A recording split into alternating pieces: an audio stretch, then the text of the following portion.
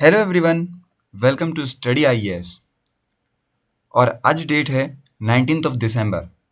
आज के दिन मैं इंडियन एक्सप्रेस का जो एक्सप्लेन्ड पेज आपके साथ डिस्कस करूंगा वो काफ़ी इंपॉर्टेंट है। 3 आर्टिकल हैं दोस्तों, जो कि काफ़ी सारी इन्फॉर्मेशन हमें यहाँ दे रहे हैं। पहला जो आर्टिकल है दोस्तों, उसके अंदर हम लोग पढ़ने वाले हैं आईएनएस मुर्मुगांव के बारे में। ओके, एक आप कह सकते हैं नेवी का नया गाइडेड मिसाइल यहाँ पे आप कह सकते हैं डिस्ट्रॉयर हमें देखने को मिल रहा है। फिर दूसरा आर्टिकल है दोस्तों रिव्यू पेटिशन के बारे में, कि आखिर ये क्या होती है रिव्यू पेटिशन और ये न्यूज़ में क्यों है। एंड थर्ड आर्टिकल दोस्तों हमारा रहने वाला है जो डेटा है हमारे ट्रेड को लेके, कि किस तरीके से इंपोर्ट एक्सपोर्ट जो है वो कैसे चल रहा है। तो बहुत इंपॉर्टेंट यहाँ पे आर्टिकल्स हैं जिसको मैं आपके साथ डिस्कस करूंगा आज की वीडियो में। बने रहिएगा वीडियो में एंड तक, क्योंकि आफ्टर दिस वीडियो दोस्तों आप लोग को काफ़ी सारी इन्फॉर्मेशन बहुत ईजी वे में मिल जाएगी। चलिए अब स्टार्ट करते हैं। 22 दिसंबर से दोस्तों आप लोगों के लिए जो आर्मी बैच है ये स्टार्ट हो जाएंगे। ओके, 0% की EMI का फ़ायदा आप लोग उठा सकते हैं। टेस्ट सीरीज अवेलेबल है बहुत मिनिमम प्राइस पे। साथ ही दोस्तों आप लोग के लिए फ्री इंटरव्यू गाइडेंस प्रोग्राम भी अवेलेबल है जिसका बेनिफिट आप ले सकते हैं। अब देखिए बात आती है INS मुर्मुगांव के बारे में। देखिए दोस्तों सेकंड है दोस्तों, ये आप कह सकते हैं जो भारत का प्रोजेक्ट चल रहा था, project 15B stealth guided missile destroyer, जो कि बनाया जाएगा किसके द्वारा, बाय दी MDSL के द्वारा, मैजागॉन डॉक शिपयार्ड लिमिटेड के द्वारा। ओके, यहाँ बता दूं मैं आपको जो INS मुर्मुगांव है दोस्तों, पेनेंट D67 इसका नाम दिया गया है, उससे कमीशन करा गया था संडे को ही। ओके, अब ये प्रोजेक्ट 15B क्या है। देखिए पिछले आप कह सकते हैं 10 सालों से आपको बता दूं मैं, जो इंडियन नेवी है ये कहीं ना कहीं कमीशन करवा रही है 3 गाइडेड मिसाइल डिस्ट्रॉयर्स को, कोलकाता क्लास के।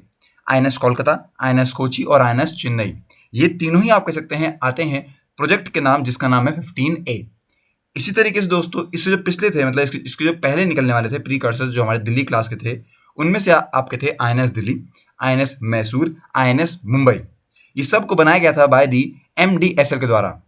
कंट्री दोस्तों आप कह सकते हैं सबसे इंपॉर्टेंट यहाँ पे हमें जो ये डिस्ट्रॉयर हैं ये देखने को मिलते हैं। हाई क्लास इनकी कैपेबिलिटीज, वेपन इनका अच्छा है, इनके पास यहाँ पे आप कह सकते हैं यूसेज इनका बहुत तगड़ा है। इसके अंदर दोस्तों आप कह सकते हैं एक कॉन्ट्रैक्ट साइन किया गया था, आप कह सकते हैं 4 गाइडेड मिसाइल डिस्ट्रॉयर, जो कि बहुत एडवांस होंगे कोलकाता क्लास से भी 2011 के अंदर, और उसको नाम दिया गया था प्रोजेक्ट 15B के नाम पे। सबसे पहला यहाँ पे निकल के आता है INS विशाखापट्टनम, जिसको यहाँ पे कमीशन करा गया इंडियन नेवी के अंदर नवंबर 2021 में। इसके अलावा दोस्तों यहाँ पे 3 और शिप लाई गई जिनका नाम आप कह सकते हैं, अभी तो एक हो गई रिलीज यहाँ पे INS मुर्मुगांव होगी, फिर एक इम्फाल और एक सूरत भी है। ओके, और ये सब आप कह सकते हैं बहुत एडवांस रहने वाले हैं कोलकाता क्लास से भी। अब इसका कंस्ट्रक्शन कैसे हुआ है, देखिए दोस्तों जैसे कि आपको बता दूं मैं आपको, इसकी जो शुरुआत थी वो हो गई थी जून 2015 से। जो शिप है इसे लॉन्च किया गया सितंबर 2016 में। ओके, जब उस टाइम के हमारे डिफेंस मिनिस्टर थे लेट मनोहर पर्रिकर, अब ये नहीं रहे। लेकिन दोस्तों बता दूं मैं कि जो विशाखापट्टनम क्लास की थी दोस्तों, इनके अंदर काफ़ी कुछ था। प्रपल्सन मशीनरी हो गया, काफ़ी सारे यहाँ पे प्लेटफॉर्म इक्विपमेंट थे, काफ़ी तगड़े यहाँ पे वेपन सेंसर वगैरह लगे हुए थे, जो कि इसको एडवांस बनाते थे कोलकाता क्लास से। पर दोस्तों ये इनकॉर्पोरेट था एडवांस स्टील्थ फीचर को लेके, हायर यहाँ पे डिग्री ऑफ ऑटोमेशन पे। ओके, कुछ इसके यहाँ पे अगर मैं स्पेसिफिकेशन ऑफ वेपनरी के बारे में बताऊं तो INS मुर्मुगांव जो है दोस्तों आप कह सकते हैं, और इसके साथ के जो और 3 यहाँ पे शिप्स हैं इसी क्लास की, वो 163 मीटर लॉन्ग है, 17.4 मीटर वाइड है, और जो इसकी डिस्प्लेसमेंट है दोस्तों वो लगभग लेके चलती है ये आप कह सकते हैं 7300 टन की। इसे ऑपरेट करते हैं बाय द क्रू ऑफ 350, जिसके अंदर 50 ऑफिसर और 250 सेलर इंक्लूड हैं। इसमें दोस्तों बता दूं मैं विशाखापट्टनम जो है, इसके विशाखापट्टनम क्लास डिस्ट्रॉयर जो है दोस्तों, ये मल्टीपल फायर जोन में काम कर सकते हैं, बेटर डैमेज कंट्रोल सिस्टम है इनके पास, डिस्ट्रीब्यूशन पावर सिस्टम है इनके पास, और काफ़ी सारे यहाँ पे जो इम्प्रूव्ड सर्वाइबिलिटी का काम है इसको भी करा गया है इसमें। ओके, काफ़ी सारे आप कह सकते हैं सिनेरियोज में आपको जो INS विशाखापट्टनम है ये बहुत ईजिली सर्वाइव करते हुए दिखेगा।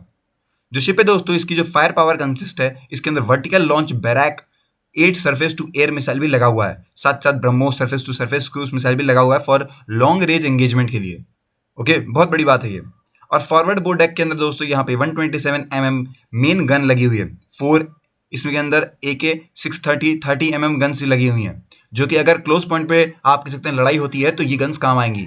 ये जो डिस्ट्रॉयर दोस्तों इनमें यहाँ पे जो आर्म लगे हुए हैं वो पूरे तरीके से हमारे भारत के बने हुए हैं, मतलब कि सब कुछ इंडिजीनियस है। इंडिजीनियस डेवलप्ड दोस्तों 533 mm टॉर्पीडो लॉन्चर भी इसके अंदर लगा हुआ है, साथ ही RBU 6000 anti submarine rocket launcher भी इसके अंदर लगे हुए हैं। और इसमें दोस्तों हम लोग ऑपरेट कर सकते हैं 2 मल्टी रोल हेलीकॉप्टर्स को भी।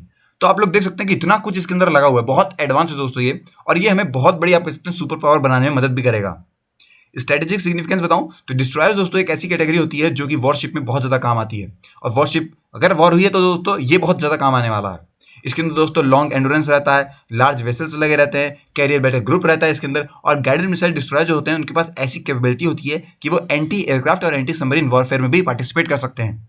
इनके पास यहाँ पे आप कह सकते हैं इतनी सारी फैसिलिटीज के बाद ही इनका नाम इतना जाना जाता है। ओके, अगले दोस्तों हमारा आर्टिकल आता है रिव्यू पिटीशन को लेके। अभी देखिए क्या हो रहा है, अभी मैं बताऊं आपको। सुप्रीम कोर्ट ने यहाँ पे डिसमिस कर दिया है पिटीशन जो कि फाइल किया गया था बाय दी 2002 में, जो आपके जितने गुजरात में आपके जितने राइट्स हुए थे उनके विक्टिम बिल्किस बानो के द्वारा। ये आप कह दूं मैं कि इनको रिव्यू जो था इन्होंने दिया था बेसिकली, ओके, उनको कैंसिल कर दिया है किसने, सुप्रीम कोर्ट ने। अब क्या थी अपील, अगर हम इसको बताएं तो देखिए अकॉर्डिंग टू कॉन्स्टिट्यूशन अगर हम देखें रिव्यू होता क्या है बेसिकली, तो कोई भी यहाँ पे आप कह सकते हैं ruling by the supreme court is in normal course, मतलब कि अगर बात ठीक ठीक चल रही है, अगर लेके आ जाता है और कंसिडर किया जाता है कि वो एक फाइनल डिसीजन ले लिया गया है। ओके, हो सकता है शायद कुछ यहाँ पे फ्यूचर में चीजें बदलें, पर एक और बात है दोस्तों, इसके अंदर हमारे कॉन्स्टिट्यूशन ने अंडर आर्टिकल 137 सुप्रीम कोर्ट की पावर को लिखा है कि वो रिव्यू करवा सकते हैं अपने जजमेंट या फिर ऑर्डर को, इसके बारे में लिखा हुआ है इन्होंने। और एक आप कह सकते हैं एक प्रोविजन फॉर्म भी दिया है लीगल बेसिस पे, जिसको आप कह सकते हैं कि आप रिव्यू पिटीशन दे सकते हैं, जिससे कि आप लोग उस केस को दोबारा से आप कह सकते हैं जो कोर्ट वाले हैं ये दोबारा उसको पढ़ेंगे, दोबारा उसके पे डिसीजन लेंगे। तो ये एक मौका रहता है आदमी के पास। अब प्रोसीजर क्या है, कैसे ये होता है, तो देखिए रिव्यू पिटीशन जो है फाइल करना पड़ता है 30 दिन के अंदर अंदर प्रोनाउंसमेंट के बाद। जैसे ही जजमेंट हो गया आपका उसके 30 दिन के अंदर अंदर आप लोग कर सकते हैं। पर एक्सेप्शन यहाँ पे है कि अगर कोई डेथ पेनाल्टी होगी तो रिव्यू पिटीशन जो है दोस्तों वो यहाँ पे आप कह सकते हैं बाय द जजेस लिया जाता है उनके ही चैम्बर में, तब आप कह सकते हैं ओपन कोर्ट में नहीं हियरिंग होती है। लॉयर्स जो रिव्यू पिटीशन में आते हैं यूजुअली दोस्तों ये अपना जो भी आप कह सकते हैं केस रहता है उसका रिटन सबमिशन देते हैं, ओरल आर्ग्यूमेंट्स नहीं होते हैं। सेम जजेस जो यहाँ पे पास करते हैं दी ओरिजिनल वर्डिक्ट, वो यूजुअली दोस्तों हियर करते हैं रिव्यू पिटीशन को, जिन्होंने पहले दिया था वही अब भी यहाँ पे वही आप कह सकते हैं सुनते हैं। लेकिन जो बिल्किस बानो वाला केस है दोस्तों, इसके अंदर बिल्किस आप कह सकते हैं थ्रू एडवोकेट शोभा गुप्ता के तरफ से अपना रिव्यू जो है वो दे रही हैं। अब ग्राउंड रिव्यू क्या रहता है, देखिए दोस्तों नैरो और स्पेसिफिक ग्राउंड मैं बताऊं आपको तो उसमें रिव्यू पिटीशन को देखा जाता है। ओके, जो कोर्ट है दोस्तों उसके पास ये पावर है कि वो रिव्यू कर सकते हैं अपने रूलिंग्स को, कि वो अगर पेटेंट में कुछ गलतियां वगैरह हो गई हैं, माइनर मिस्टेक अगर हो गई हैं, कुछ इधर उधर वाली बातें जो नहीं समझ नहीं है, तब वो लोग उनका फायदा दे सकता है। अभी ये केस था 1975 में जब यहाँ पे जस्टिस कृष्ण अय्यर ने रिव्यू को एक्सेप्ट किया था ओनली वेयर अ ग्लैरी ओमिशन और पेटेंट मिस्टेक के लिए, तब उस टाइम पे यहाँ पे कुछ चीजें हमें देखने को मिली थी। ओके, 2013 में आप कह सकते हैं एक और रूलिंग वाली बात आती है जब union of India versus Sandur manganese and iron ore limited के द्वारा आया था, जहां पे जो कोर्ट है आप कह सकते हैं इसने 9 प्रिंसिपल्स जिन पे आप कह सकते हैं रिव्यू जो है वो मेंटेबल है इसको बताया था, और ये बोला था कि a review is by no means an appeal is discussed where by an erroneous decision is reheard and corrected by lies only for the patent error. तो ये आप कह सकते हैं रिव्यू पिटीशन का काम इन्होंने बताया था कि अगर वहां पे कोई दिक्कत होगी, एरर वगैरह आ गया, तब यहाँ पे आप कह सकते हैं इसको दोबारा सुना जाएगा, अदरवाइज कुछ नहीं। अब कितनी सक्सेस है, अगर आप रिव्यू देते हैं तो कितनी सक्सेस होती है, देखिए दोस्तों बहुत रेयर केस है, मतलब कि शायद ही कोई अभी तक केस आया होगा जहां पे ओरिजिनल डिसीजन से डिसीजन चेंज हुआ होगा, नहीं तो अब तक सब कुछ सेम रहा है। अभी 2018 वर्डिक्ट जो था दोस्तों सबरीमाला केस वाला, उसमें रिफ्यूज हो गया था रिव्यू के लिए भी। ओके, राफेल वाला जो डील थी उसको लेके सुप्रीम कोर्ट वर्डिक्ट जो है दोस्तों वो आप कह सकते हैं नहीं लेके आते हैं इसमें, अगर हम बात करें कि वो दोबारा से अपना जो डिसीजन है इसे चेंज करें। ओके, रूपा हुरा वर्सेस अशोक हुरा 2002 में था दोस्तों, जहां कोर्ट ने इटसेल्फ यहाँ पे इवॉल्व किया था कॉन्सेप्ट ऑफ क्यूरेटिव पिटीशन, जहां पे उन्होंने बोला था कि वो दोबारा हेयर करेंगे और अपना जो रिव्यू है डिसमिस करके प्रिवेंट करेंगे अब्यूज ऑफ इट्स प्रोसेस, मतलब कि अगर कोई दिक्कत आई है तब। अब क्यूरेटिव पिटीशन क्या होता है, ये भी आप कह सकते हैं सेम वही काम रहता है, रिव्यू की तरह ही रहता है काम, पर इसमें दोस्तों जनरली यहाँ पे जो आप कह सकते हैं ग्रांटिंग होती है दोस्तों वो ओरल हियरिंग पे नहीं होती है। ओके, अब कुछ ऐसा ही शायद हमें यहाँ देखने को मिल सकता है जो बिल्किस बानो वाला केस है इसके अंदर, पर अभी तक तो कोई बातें हमें अभी तक सामने देखने को नहीं मिली हैं तो इसके बारे में बता नहीं सकते हैं, लेकिन हाँ हो सकता है शायद रिव्यू पिटीशन वाला जो है वो इस वाले केस में भी हमें वापस से देखने को मिलेगा, क्यूरेटिव पिटीशन का ही सेम काम हो सकता है। एंड दोस्तों आज का हमारा जो लास्ट आर्टिकल है वो है ट्रेड डेटा। ट्रेड डेटा दिखाया जा रहा है, चार यहाँ पे बड़े बड़े आप कह सकते हैं ग्राफ में दिख चुके हैं। क्या कहते हैं ये? देखिए, ट्रेड डेटा को रिलीज करती है हमारी ministry of commerce and industry ने, और जहाँ पे इन्होंने ये बताया है कि जो इंडिया का एक्सपोर्ट है वो ऑलमोस्ट $32 बिलियन तक हो चुका है नवंबर 2022 में। ओके, और इंपोर्ट की बात करें तो इंपोर्ट हो चुका है दोस्तों कम से कम $56 बिलियन का। जो एक्सपोर्ट है दोस्तों वो पिछले महीने आप कह सकते हैं नवंबर 2021 मतलब पिछले साल का जो यही महीना था उससे बढ़ के मतलब 0.6% तक बढ़ चुका है। और इंपोर्ट की बात करें तो इंपोर्ट भी दोस्तों आप कह सकते हैं लास्ट ईयर सेम मंथ से 5.4% तक बढ़ चुका है।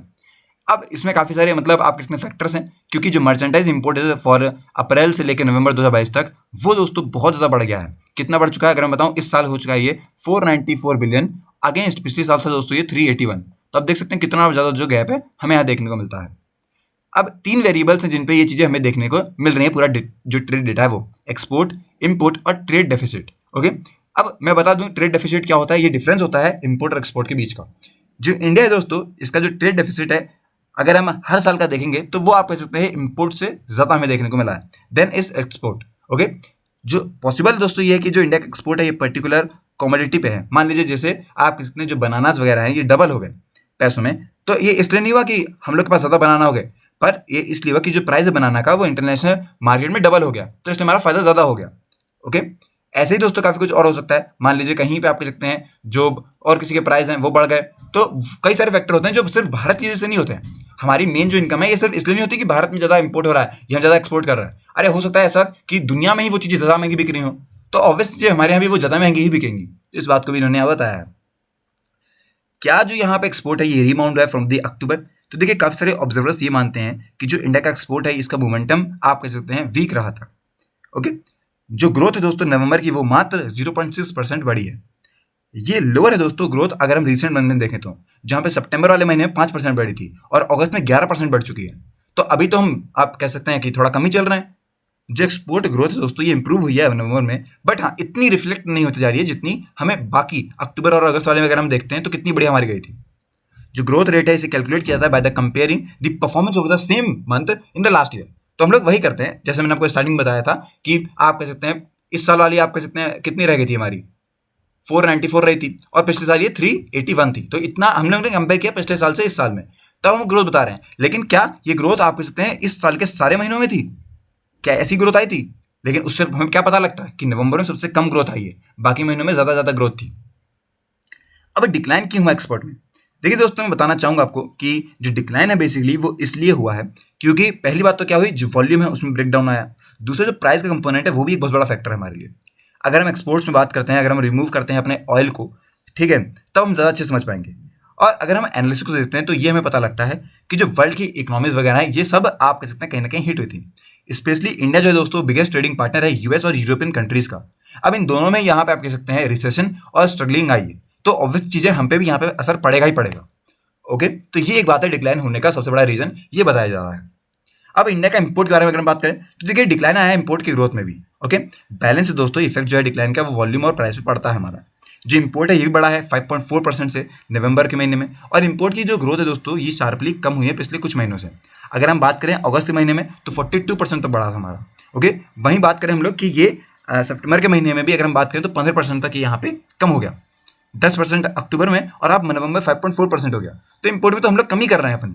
ऐसा क्यों हो रहा है? ऐसा इसलिए हो रहा है दोस्तों क्योंकि हमारी जो यहाँ पे डोमेस्टिक डिमांड है बेसिकली वो वीक इसलिए हो रही है क्योंकि जो टाइटर मॉनेटरी पॉलिसी है उसकी वजह से।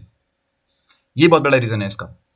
अब ट्रेड डेफिसिट क्या कहता है? देखिए जो गैप है एक्सपोर्ट का और इंपोर्ट का, जैसे हम ग्राफ में देख सकते हैं, वहां से हमें पता लगता है कि फ्लक्चुएशन बहुत ज़्यादा देखने को मिलता है हमें। ओके, अब एक और बात ये भी है कि जो लॉस है दोस्तों यहाँ पे मोमेंटम का वो इंडिया के इंपोर्ट से ज़्यादा एक्सपोर्ट पे पड़ता है। ओके, यहाँ पे बता दूं मैं आपको कि जो ट्रेड डेफिसिट है ये एक्सपोर्ट को ग्रो तो करेगा रिलेटिवली फास्टर देन इंपोर्ट्स।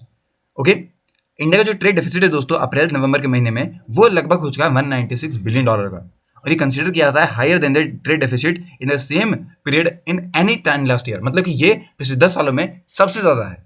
तो इतना गैप क्यों आ रहा है ये समझना बहुत हमारे लिए ज़रूरी है। ओके, तो काफ़ी सारे रीज़न यहाँ बताए गए हैं क्योंकि हम लोग बेच जिनको रहे हैं, जो खरीद रहे हैं, ये प्रॉब्लम आती जाती रहती है। तो ऐसा नहीं है कि हमें सोचने वाली बातें हैं, लेकिन हाँ कुछ हम लोग अगर अपनी पॉलिसीज वगैरह चेंज करते हैं तो शायद हमें रिजल्ट जो है वो इससे बेहतर देखने को मिल सकते हैं। ओके दोस्तों, तो ये सारी बातें जो कि हमें समझ में आती हैं। आई होप कि आपको इस वीडियो से मदद मिली होगी और आपको काफ़ी कुछ समझ में आया होगा। आज की वीडियो के लिए दोस्तों इतना ही। मिलते हैं नेक्स्ट वीडियो में, तब तक के लिए have a nice day and take care.